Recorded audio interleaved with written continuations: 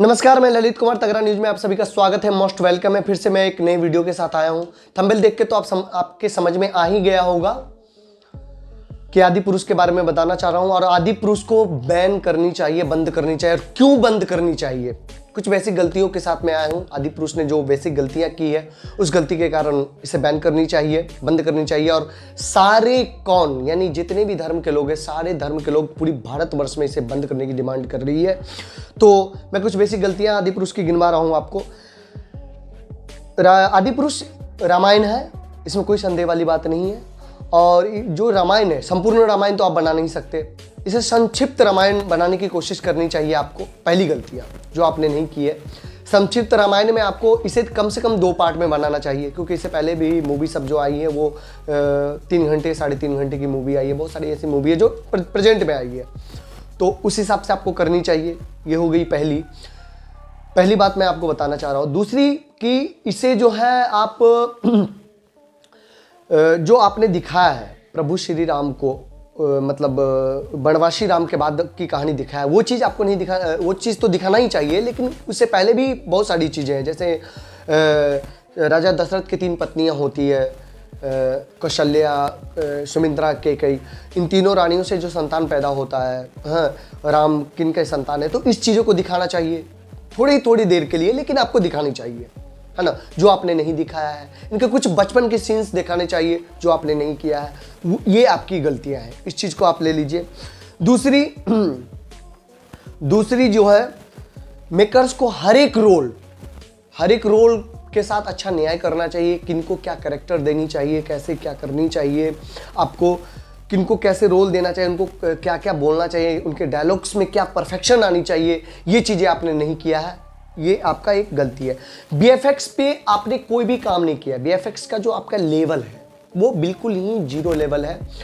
जितनी बेहतरीन होनी चाहिए बीएफएक्स, उतनी बेहतरीन आपने की नहीं है। नेचुरल टच जो है वो आपने नहीं दिया है।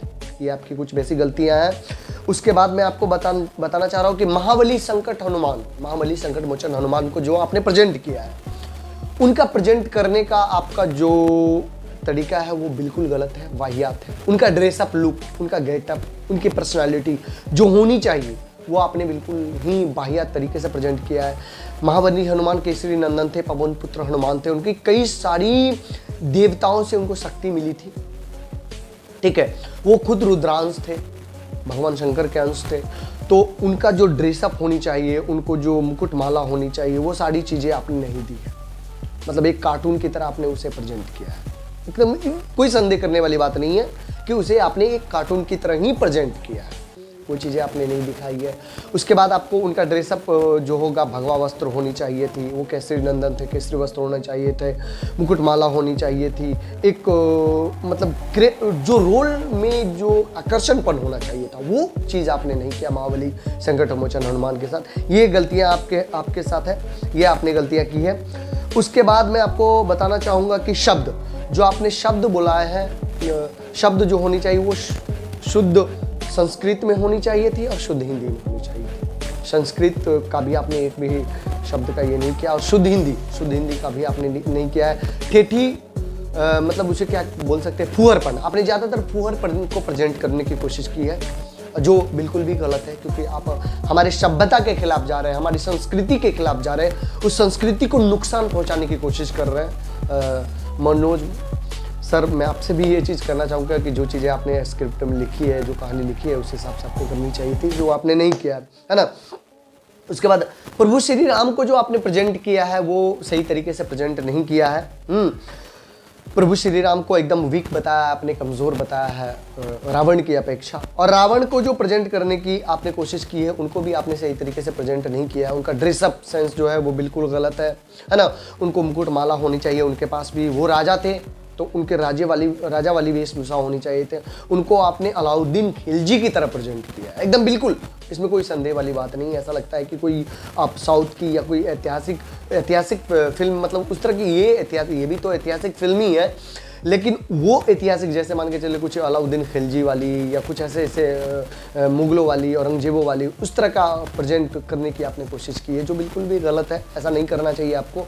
रावण के बाल होते हैं बड़े बड़े, रावण की मूंछ होती है, दाढ़ी नहीं होती है रावण की, तो ये चीज़ें आपने नहीं किया है। उसके बाद मैं आपको बताना चाहूँगा कि ये सारी गलतियां हैं जो आपने देखा अभी, जो मैंने आपको बोला है।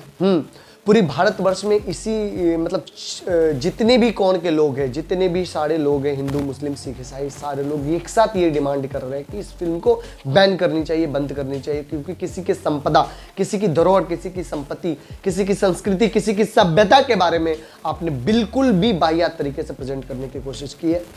तो मैंने इन सारी बेसिक गलतियों के साथ आपको बताया, समझाया।